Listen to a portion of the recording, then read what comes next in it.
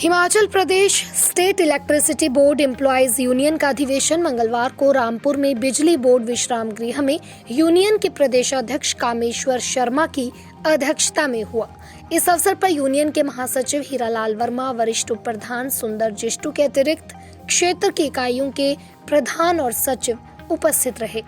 Union के प्रदेशाध्यक्ष और महासचिव द्वारा बिजली बोर्ड में लागू की जा रही केंद्र की आरडीएस योजना के तहत की जा रही स्मार्ट मीटरिंग पर गंभीर प्रश्न उठाए गए।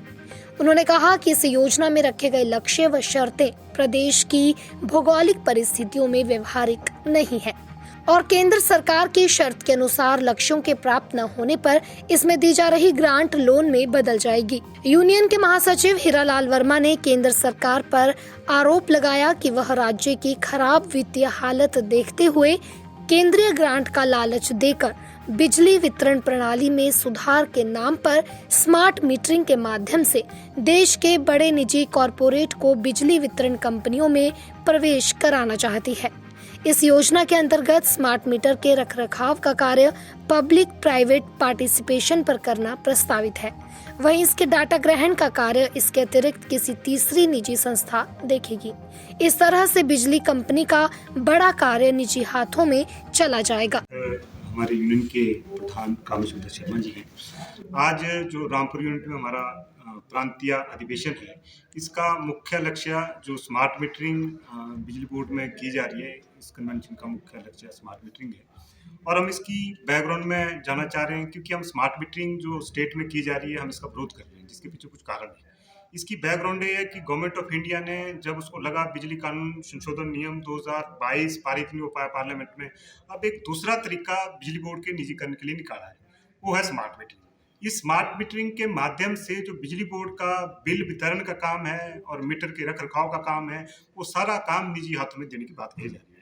और बड़े मजे की बात है, जो निजी हाथों में बात देने की कह रहे हैं, उसमें सारा खर्चा जो बिजली बोर्ड है, जो बिजली कंपनी है, उसको बेयर करना पड़ेगा। और आज हिमाचल के परिप्रेक्ष्य में मैं कहना चाहूँगा, यहाँ लगभग हमारे 26 लाख मीटर जो बदले जा रहे हैं।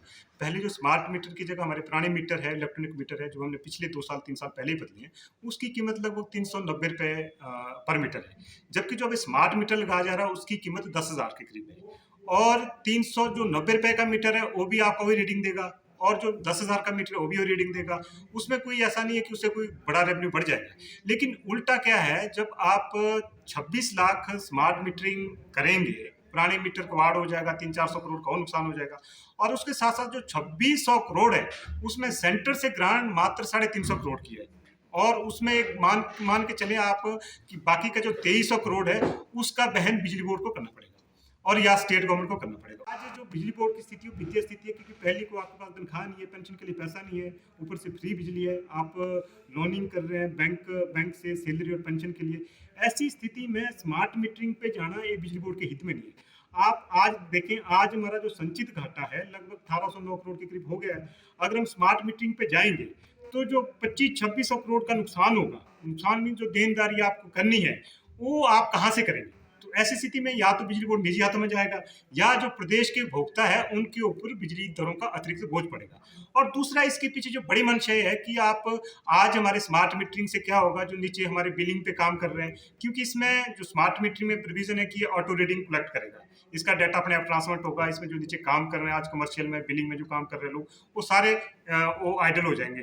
तो आज की डेट में हमारा लगभग बहुत सारा कर्मचारी स्मार्ट मीटरिंग करके बाहर आएगा, क्योंकि जो कमर्शियल में बिलिंग में काम कर रहा है, आउटसोर्स के कर्मचारी लगभग आज 26-2700 कर्मचारी हैं जो मीटरिंग जो बिलिंग का काम कर रहे हैं। इसके अलावा जो लाइन के रखरखाव का काम कर रहे हैं, उसमें भी हमारे आउटसोर्स पे कर्मचारी है। इससे दोनों काम खत्म हो जाएंगे, दोनों काम में कमी आ जाएगी, क्योंकि बिलिंग का काम आपका खत्म हो जाएगा। बिलिंग जब आपका smart meter automatically reading data transmit करेगा, तो बिलिंग के लोग वो घर जाएंगे, सारे आउटसोर्स के पहले जाएंगे, उसके बाद जो बाकी कर्मचारी उस पर उसका प्रभाव आएगा।